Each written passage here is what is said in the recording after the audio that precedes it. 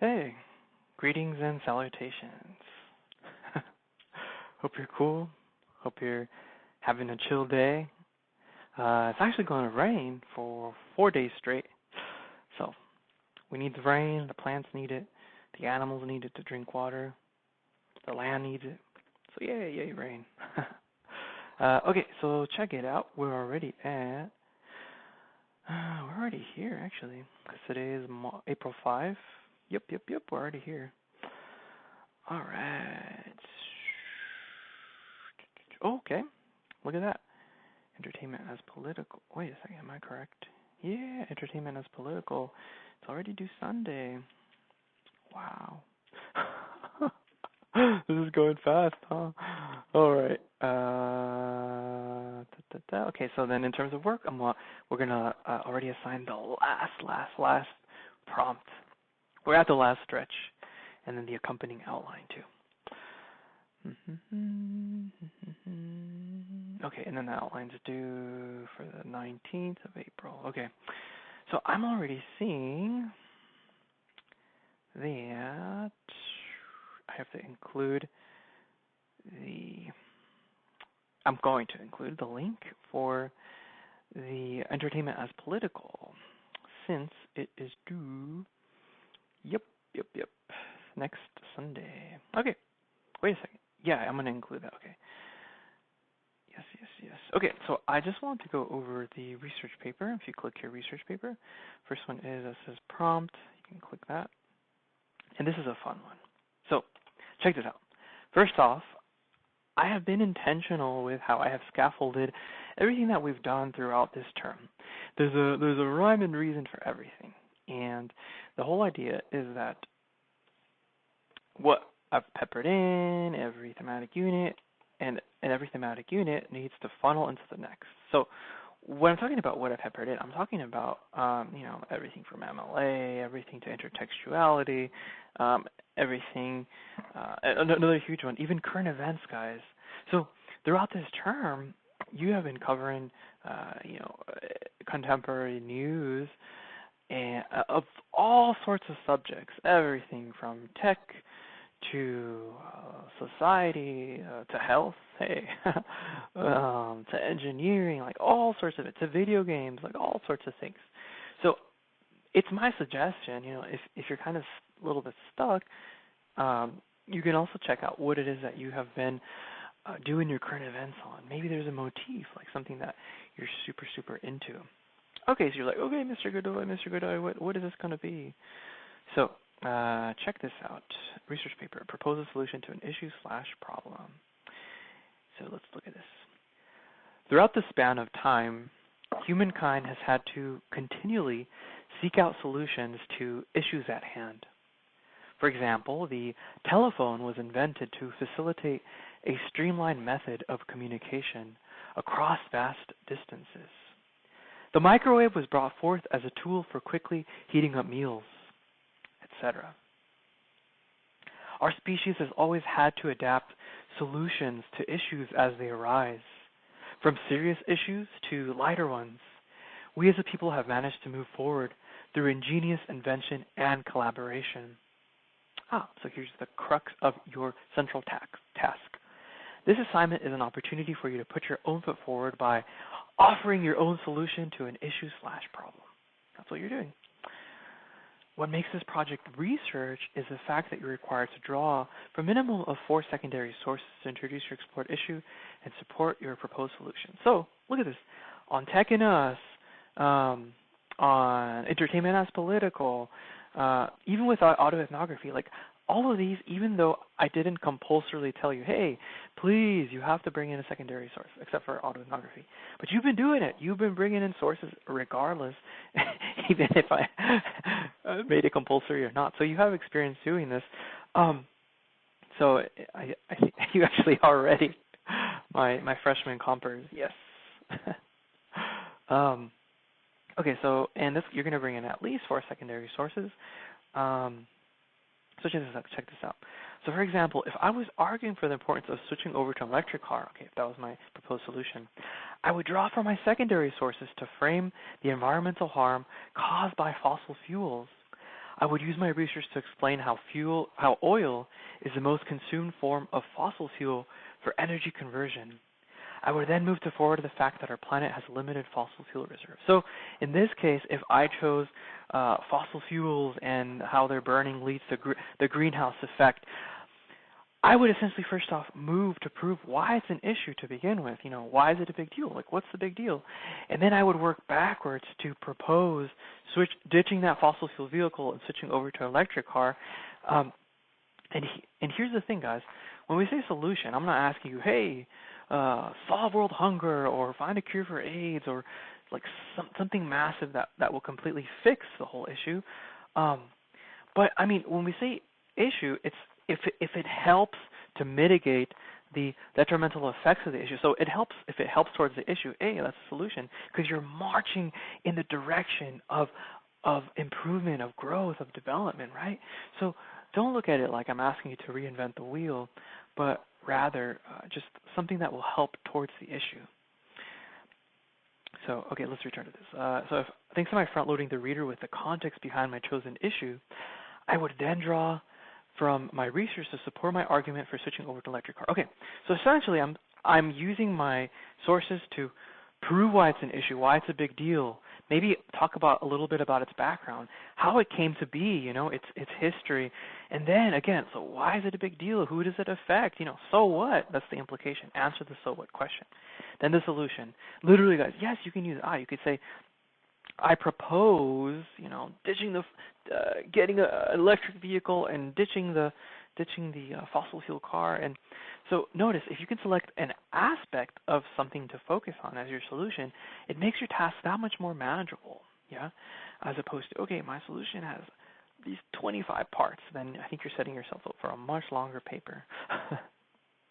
So remember, back to Irvin, the very Zen quote was, a well-tended garden is better than a large one full of weeds. So that meaning, hey, narrow your focus. Choose a more manageable aspect to focus on, Okay, so here are some guiding questions. What's the issue or problem that you're moving to solve? No, you don't have to compulsorily answer all this, but it's just some help. Okay, what's the issue or problem that you're moving to solve? Why is it an issue? Who does it affect? What's the big deal? So what? Don't just say it's an issue just because it's an issue. No, so what? Here's why it's a big deal. Here's who it affects. What's at stake? Okay, so when we say what's at stake, if it's left unchecked, then here is how a potential future could look like, and that's why it's problematic because of X, Y, and Z. Okay, what's your proposed solution? So what is it that you're proposing? Why will it work? Why is it better than others? What might those opposing say against it? How would you defend your solution? What are the costs of your solution? So instantly we hear the word cost, we think, oh, money, right? But the cost of something is just what it takes to bring it into fruition, to enact it, to make it happen. So if I can say maybe, I don't know, maybe the cost of maintaining our human body in operating order are calories, minerals, and nutrients.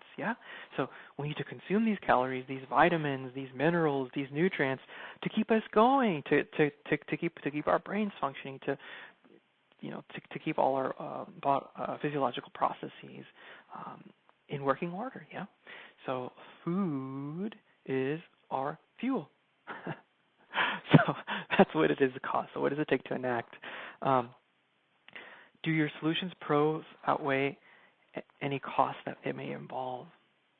So it could be that, sure, the benefits of your solution are awesome, but maybe the cons are like it's such a niche solution in the sense that you require something like maybe a rare ore or a rare mineral that is only found in one place on Earth. So it's not very viable, right? It's like, okay, here's my solution. To make it happen, we need this rare ore, this rare mineral, and it's like maybe not a very viable solution. How would your proposed solution make the world a better place? So again, we return to altruism, which we were looking at the beginning of this term. So how would it contribute positively, Anything else? Here's the format details, format requirements, a little detail. Okay, MLA, just like we've been doing, 1 inch margin times New Roman or Arial, 12-point font, double space, works-cited page. You guys have been doing that. At least 4 pages and at least 4 outside sources. If you need help on how to actually find sources, you can revisit our lesson on intertextuality. Yes. Okay, here's the points. Oh yeah, sorry about that. At least 2 of those sources, you should find them from the Chaffey College Library Research Database, which I'm actually including a breakdown from a librarian in this module and the next. So you'll have some direction as to how to utilize the database from our school's library. Here's the points. Instead of a slip, it's going to be just the online peer review workshop, just like we've been doing. It's going to be 20 points. Having correct MLA and a works cited page is 5. The essay is worth a little more this time. Usually it's worth 100. This time it's worth 125. So in total it's going to be 150. Here's the dates. You can disregard this because a librarian was going to come to our class, but we are in quarantine, so nope, no librarians coming. But like I said, I'm posting a video with a librarian doing their workshop. So either way, we're consider us served. So it's a good thing. Okay, so here's the workshop detail. I think you can disregard, this date because it's more so going to be like on a given week, which April 20th is coming up. Hey, that's like in 2 weeks already. So in like 2 weeks we're going to have our workshop, guys. Because if we look at our calendar here, you'll notice that. Yep. The workshop is going to be 2 weeks from now, 2 modules from now. We're currently here, and in 2 modules we're going to do the workshop already. Dang, man, this term's already wrapping up. That's intense, man. Time to fly. Okay, final draft, March 11 by 5:30. We're actually going to keep that. March 11, why did I say March? I meant May 11. You're like, March, that's the past. Mr. Godoy. May 11, which is a Monday by 5:30. We're going to keep that. And, Okay, let's close our calendar. Let's return here. Okay, rating criteria, guys. Check it out. Use this to help build and revise your essay. So strong essays will have these attributes. Make sure that you can answer yes to these. Does the essay have a clear purpose and direction, including a thesis statement with a clear and arguable solution? So in this case, your thesis is, here's the issue and here's what we can do about it. It has to be that, because remember, if there's a question or task that you're being posed, then your thesis should answer that question or task, right? Okay, does the essay include a description of the problem being considered? Okay, so what's the problem? Why is it an issue? Maybe like how did it come to be too? Does the essay argue a clear solution using research and evidence, paying specific attention to audience? So keep it formal. It's a formal essay. Avoid contractions. Don't make it sound like text speech, meaning like if I'm reading a text message or like chat. No, hey, make sure to remember it's a final draft. It's your final submission of the whole term. So we're here already. So finish strong, yeah, or finish strong. Okay. Does the essay follow standard mechanics? Stuff we've been doing, we've been doing all term. So, like I said, it's your piece de resistance. So finish strong. Have MLA, have the works cited page, punctuation, grammar, appropriate word choice, at least 4 pages, at least 4 sources.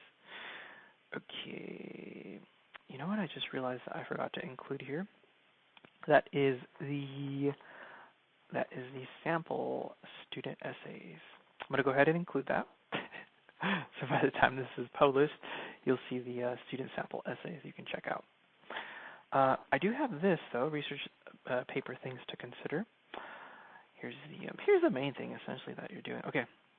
Issue number 1, issue number 2, solution. So under issue, when we say context means background, background, history, like however you want to think about it. So what's the history or background that led to the development of this issue? Why is this a significant issue? If this issue is left unchecked, what possible negative outcomes might be brought on in the future? Why will your solution work? Why is your solution better than others? So this is for the solution. What might those opposing say against it? What would it take to like, and then if they're saying stuff against it, how would you defend it? Like, why is it so strong? What would it take to enact it? So the cost. Why is it viable? So again, viability. It's like I said, your solution requires like a rare mineral or rare ore that's only found on one place on Earth, and yeah, that's not very viable. Okay.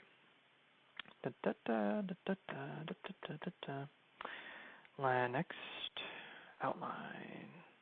So, part of the writing process is organization, right? We need to think ahead. We need to brainstorm. We need to outline.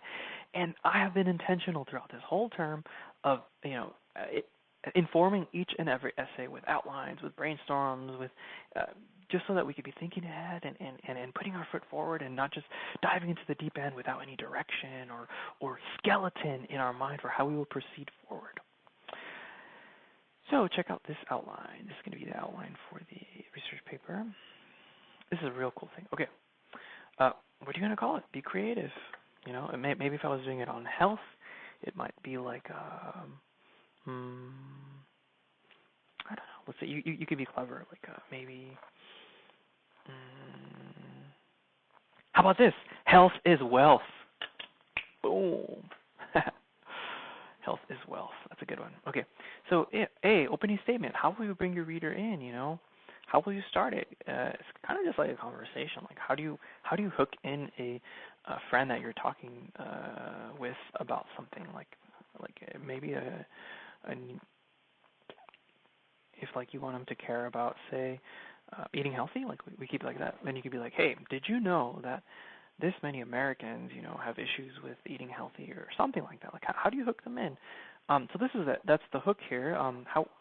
Think of it as a handshake to the reader. So, how will you first bring the reader into your essay? What will you say to introduce what your essay is about?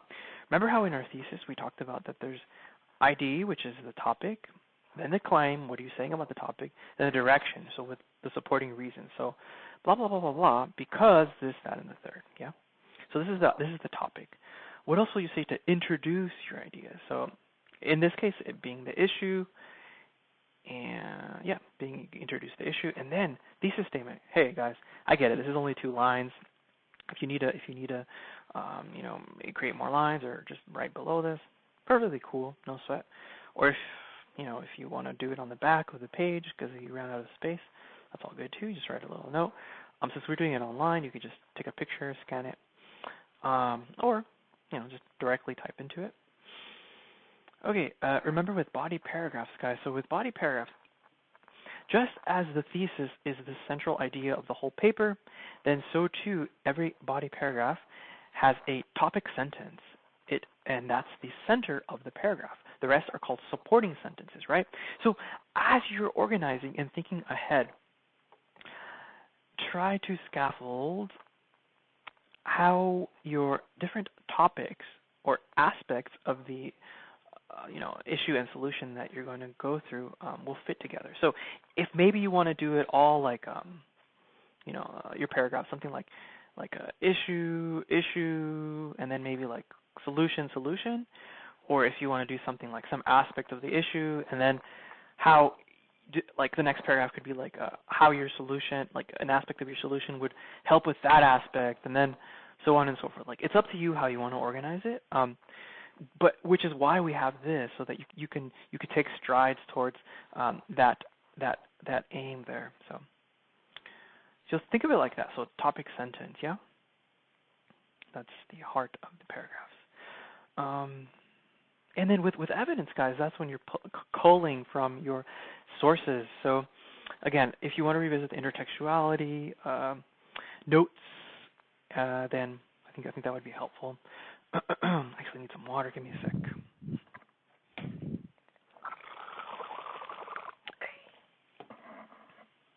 Okay. Here's body paragraphs. Concluding paragraph. Okay. So it is how it sounds like. It's what you want to leave the reader with. So they've just finished reading your paper about, why health is wealth. Why it's important to eat clean and to stay hydrated and to have food that has a nutritional value as opposed to empty calories. So again, like, why is this a big deal? You could reiterate, reaffirm it. You can also revisit the conclusion paragraph.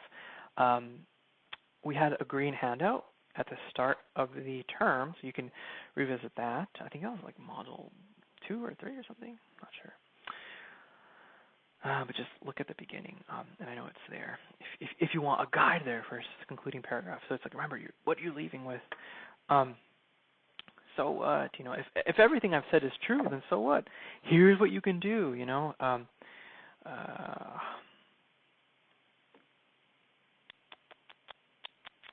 it's like the final, what you leave the reader with, right? The final blow. Yeah, this is all part of it. Recap the points of your essay. If this is a so what paragraph, other appropriate sentences that further your statement. Okay, so if this is the so what, here you're making your statement. Here's why it matters, and here's the support. Hey, I got another good one. Maybe it's about air quality and why the importance of air quality and like pollution is a big deal. Here's why it matters. Here's how, you know, a city like Beijing or somewhere else that has big issues with pollution, if left unchecked, here's what can happen, and then here's some support that you can find from your sources to support that claim. Right? It always comes down to that: topic, claim, support. Topic, claim, support. You know. Closing sentence. Okay, guys. So I find this outline to be immensely helpful because it helps to create the skeleton and how we will connect our topical points into a larger conversation, yeah? In this case being issue and solution. And really the big thing for this is to choose an issue that you care about, you know, whether it's social, whether it's health related, whether it pertains to, you know, too much screen time. One of you talked about iPad parenting, which is a new concept for me, which is substituting socialization with only screens and devices, you know, the socialization of our children, and passing the buck of raising our kids and instead just giving them iPads and phones and playing the movies. Hey, maybe that's one. And then what is it that you're proposing, like in terms of a solution? So again, like if your thesis is like currently iPad parenting is a pertinent issue, this is problematic because simply allowing screens and devices to raise our kids really hinders them from cognitive and linguistic development. I propose that instead of doing this, even though we as parents, or I'm not a parent, but even though parents live busy lives, they should prioritize at least, I don't know, sometimes it's hard, like with working so much, but even if you get home late, you know, just spend some time to read with your kids. You could say parents should prioritize as much as possible spending time with their kids and reading to them and speaking to them, you know. So hey, so there's the issue, and then what you propose. Yes, you can use I. So issue and solution, and I think it would also help if you look at your current events. You can see the topics that you've been interested in. if you want to tackle COVID-19, do it by all means. Do it. Let's see what you can find.